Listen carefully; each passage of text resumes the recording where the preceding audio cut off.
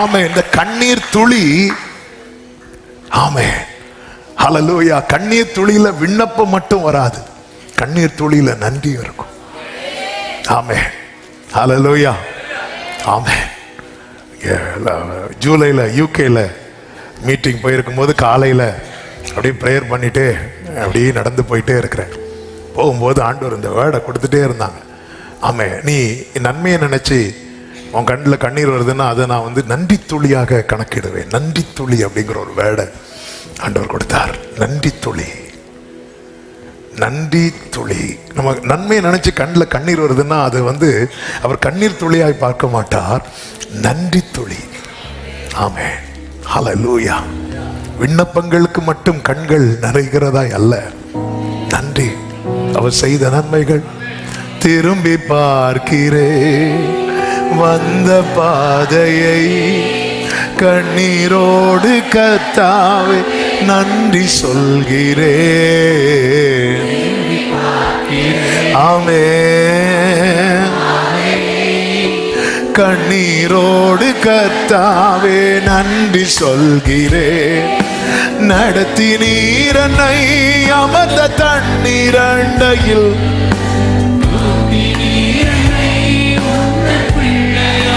கைகளை உயர்த்தி திருப்பி தர ஒன்றுமில்லையே, திரும்பி பார்க்கிறேன். ஆமே. கண்ணீரோடு கர்த்தாவே ஹல்லேலூயா திரும்பி பார்க்கிறேன். Glory. ஆமென். யாக்கோபு ஒரு நைட் இருந்து அழுதான். ஆண்டவரே என்னை இப்படி எல்லாம் திரும்பி வர பண்ணுவேன்னு சொன்னீங்களே அப்பா. ஆண்டவர் சொன்ன வார்த்தையை சொல்லி இருந்து அழுறான்.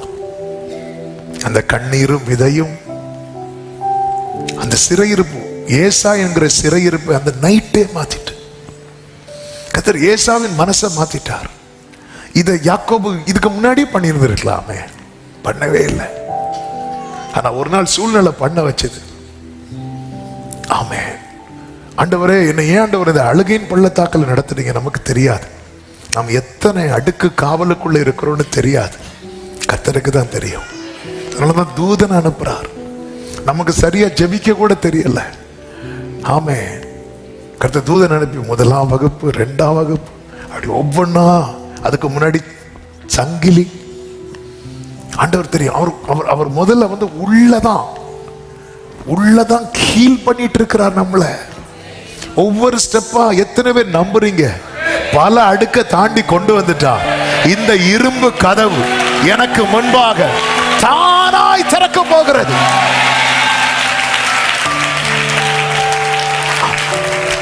ஆண்டவர் அந்த இரும்பு கதவை திறங்க. நீ முதல்ல இரும்பு கதவு பக்கத்துல வா. ஆண்டவர் எரிகோ நீ முதல்ல யோர்தானை கடந்து வா. நம்ம இன்னும் உள்ளேயே இருக்கிறோம், நீ முதல்ல வெளியே வா. ஆண்டவரே நீங்க எனக்கு என்ன செய்ய போறேன்னு கூடாரத்துக்குள்ள இருக்க வரைக்கும் தெரியாத ஆபிரகாமே, வெளியே வா. நீ போட்ட கூடாரத்தை பார்த்துட்டு இருக்கிறதுனாலதான் அடி எனக்கு என்ன தருவீர். வெளியே வந்து நான் போட்ட கூடாரத்தை பாரு. அந்த இன்னர் ஹீலிங் நமக்கு நிறைய ஸ்டெப்பை தாண்டி கொண்டு வந்துட்டு இருக்கிறார். ஜெபிக்க முடியாத எத்தனை பேர் இப்ப ஜெபிக்க ஆரம்பிச்சிட்டாங்க. நீங்க பல அடுக்க தாண்டி வந்துட்டீங்க, இன்னும் ஒரு ஸ்டெப் தான் இருக்கு. தானாய் திறக்கும்.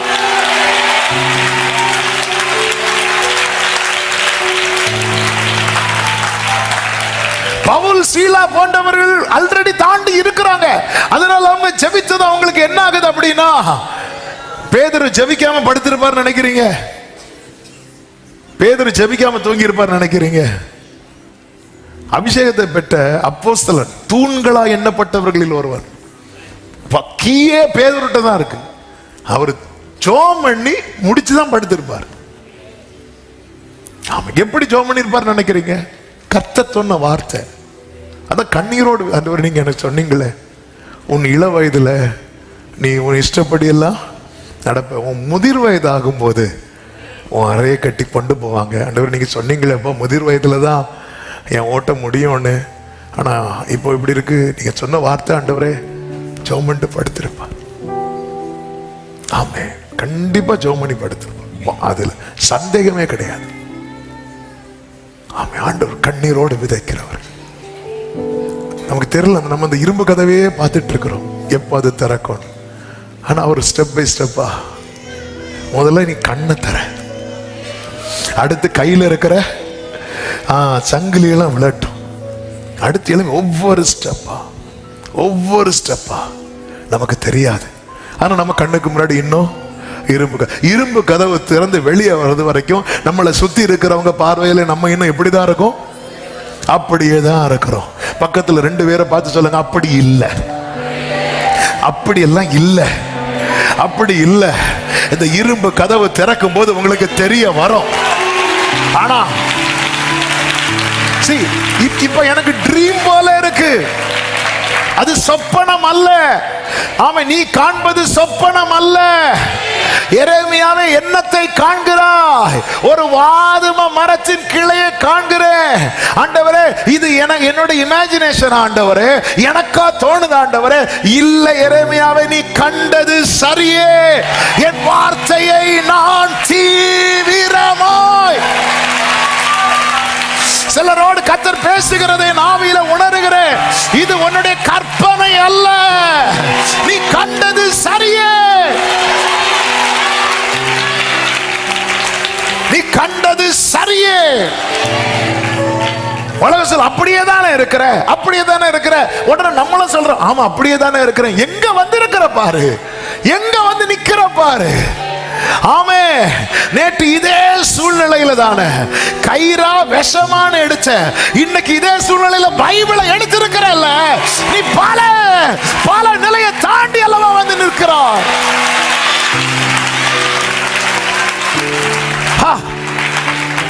சொல்லு, நான் அப்படி இல்லை, இனி எனக்கு முன்னாக இருக்கிறது ஒரே கதவு.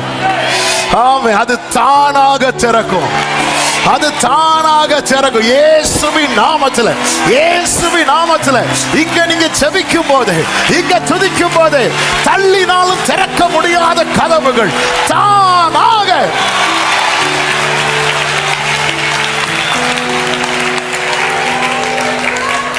ஆமே. 20 வருட பகையை சுமந்து கொண்டு வந்த ஏசா என்கிற சிறையிருப்பை பார்த்தீங்களா? அவனை தனிமைப்படுத்துது. ஏசா என்கிற சிறையிருப்பு எப்படின்னா, யாக்கோபை தனிமைப்படுத்திட்டே இருக்கும். ஃபர்ஸ்ட் அப்பா அம்மாவை விட்டு தனிமைப்படுத்துச்சு, அடுத்து குடும்பம் சம்பாத்தியம், சிறையிருப்புனாலே. அவ்வளோதான், ஏசானாலே தனிமைப்படுத்திடும். இதில் இருந்து ஒரு பிரேக் த்ரூ வந்தே ஆகணும். போய் உக்காந்துருது, அழுதான். பைபிள் சொல்லுது, அழுது அவரை நோக்கி கெஞ்சினான் அப்படின்ட்டு. கண்ணீரோடு விதைக்கிறவர் சிறையிருப்பு அந்த ராத்திரியை மாற்றினார். என்ன ஏசாவுக்குள்ள யாக்கோபுக்கு நடந்தது நமக்கு தெரியும், ஏசாக்கு என்ன நடந்துச்சுன்னு தெரியல. ஆனா ஏசா வந்து வெரி நெக்ஸ்ட் டே 20 வருஷம் ஃபேஸ் பண்ண முடியாத ஏசாவை யாக்கோபு இப்போ ஃபேஸ் பண்றான். சிறையிருப்பு திருப்பும் போது எதை ஃபேஸ் பண்ண முடியாம இருந்தீங்க, நீங்க ஃபேஸ் பண்ணுங்க.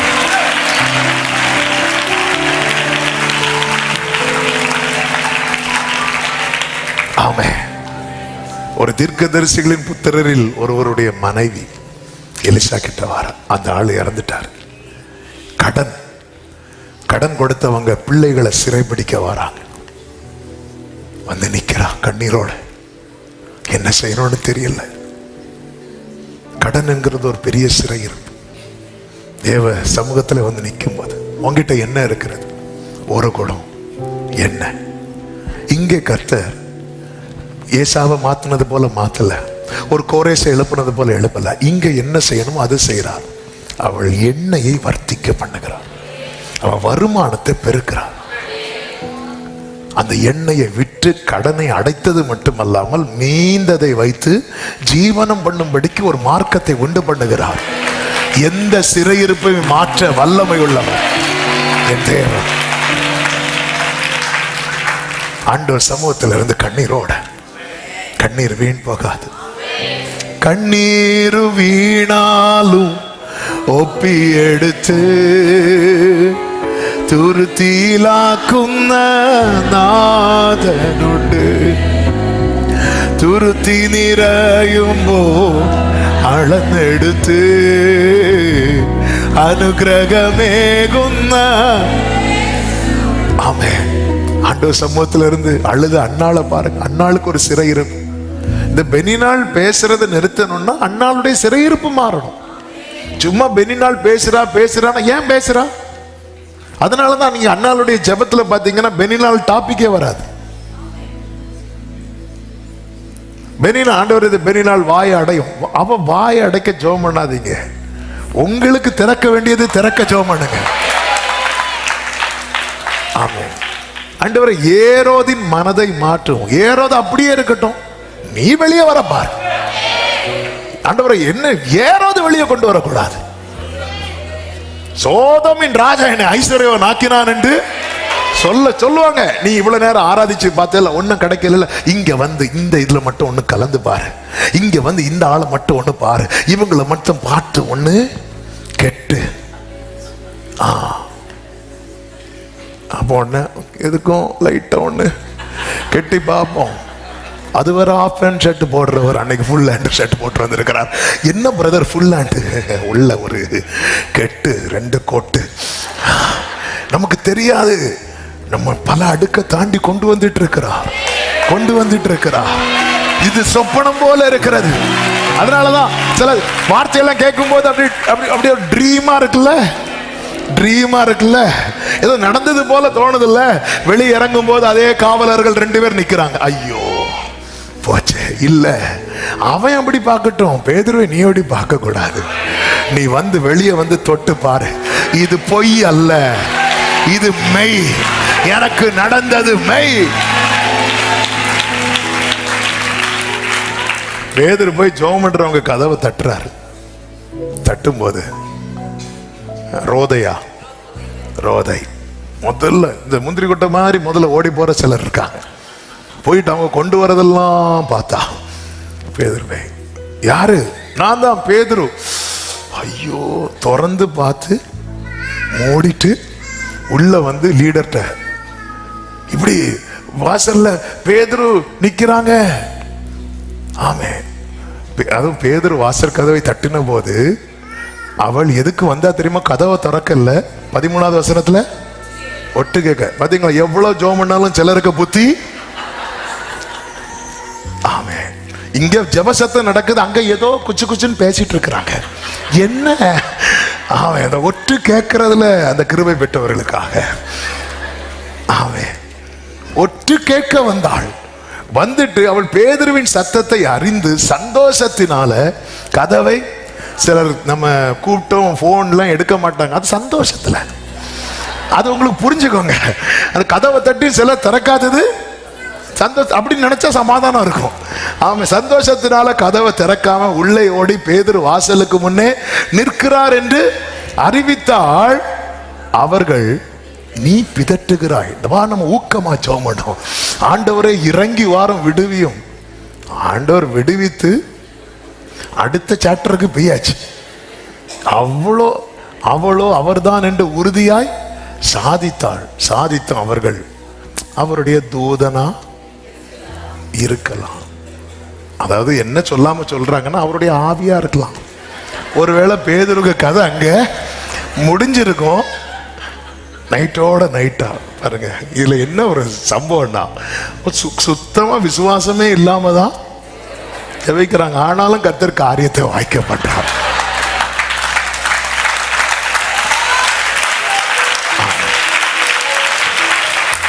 நீங்க ஜெபம் பண்றீங்களாங்க, அதுவே பெரிய அதிசயம். ஆமென். உடனே பேதுரு அடுத்த வசனம், பேதுரு பின்னும் தட்டி கொண்டே இருந்தான். அவர்கள் கண்டபோது, ஏன் பேதுருவுக்கே சொப்பனம் போல இருந்துச்சுன்னா மற்றவங்களுக்கு எப்படி இருக்கும்? அவங்களால நம்பவே முடியாது. அடுத்த வசனத்தை பாருங்கள், 17வது வசனம்.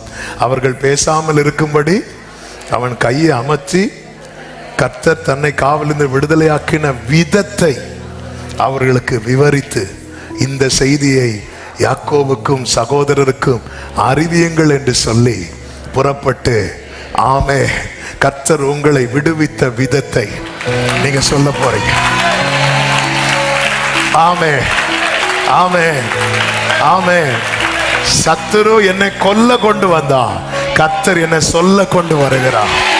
என் சிறையிருப்பை திருப்பி என்னை அநேகருக்கு சொல்ல வைக்க போகிறார்.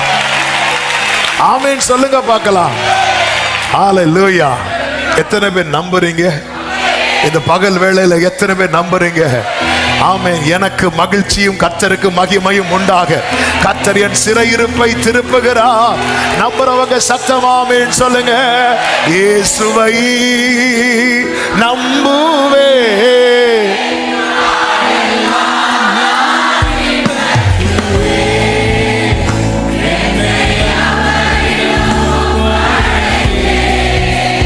வெட்கப்பட்டு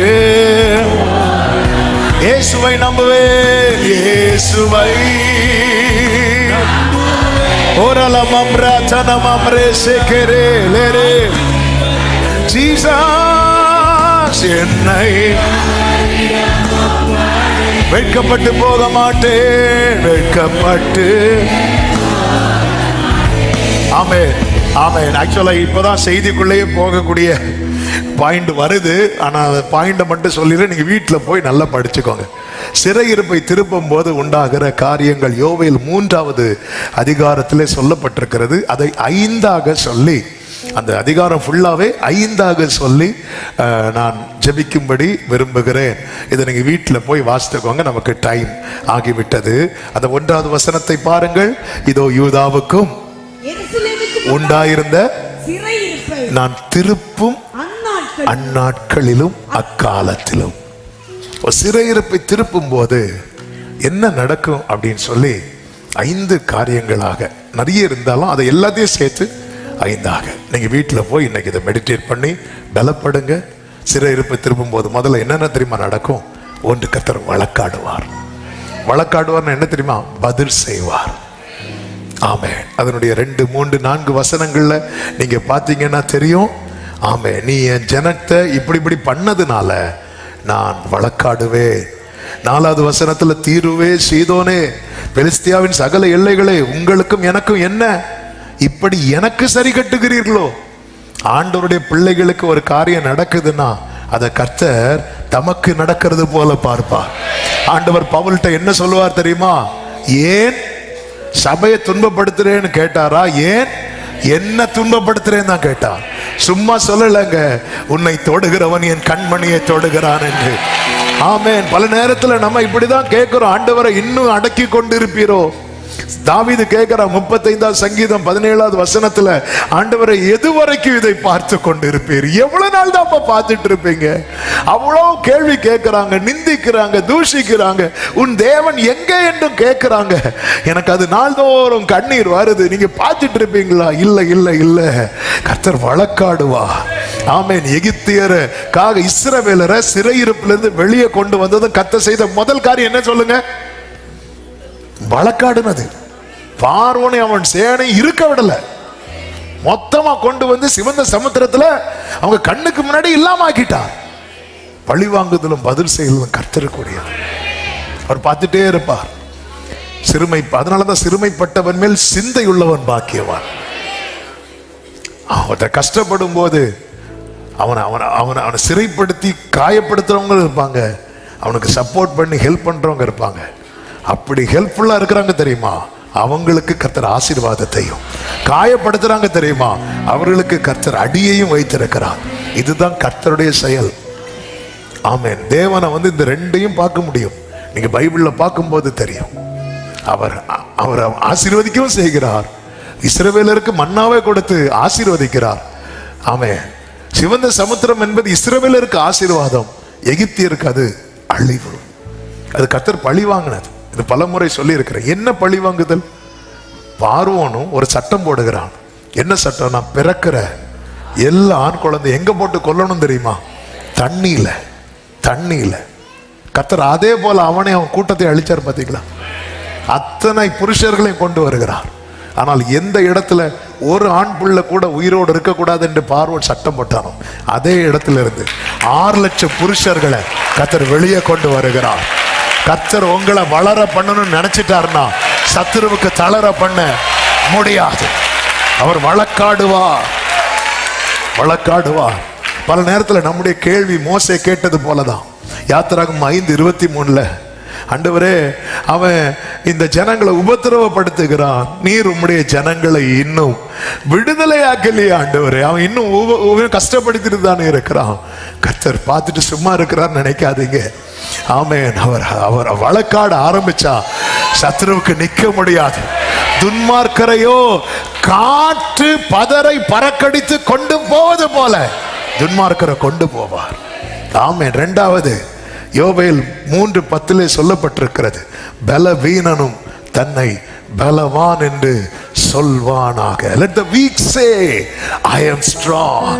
அவர் சிறையிருப்பை திருப்பும் போது பலவீனனை பலவானாய் மாற்றுவார். ஹல்லேலூயா, ஆமென். யேசபேல் சொல்ற நாளைக்கு இந்நேரத்தில் இவன் கதையை முடிப்பேன் என்று எலியாவை குறித்து சோர்ந்துட்டார். சூறை செடிக்கு கீழே போய் படுத்துட்டார். அவ்வளவுதான், எல்லாம் போச்சுன்னு படுத்துட்டார். ஆமா, அவரே கல்லறை கட்டி படுத்தது போல. ஆமே, எதுக்கு அங்க ஏதோ ஒரு இடத்துல சாகணும், நல்ல இடத்துலயா, இந்த இடத்துல நான் படுத்துறேன். ஆமே. சிலர் சர்ச்சில் இடம் பிடிப்பாங்க, சிலர் கல்லறையில கூட இடம் பிடிப்பாங்க, விடவே மாட்டாங்க, இப்படித்தான் நிற்பாங்க. இங்கதானா சரி போங்கன்னு போக மாட்டாங்க. அதாவது அப்படியே சூறை செடிக்கு கீழே படுத்துட்டார்.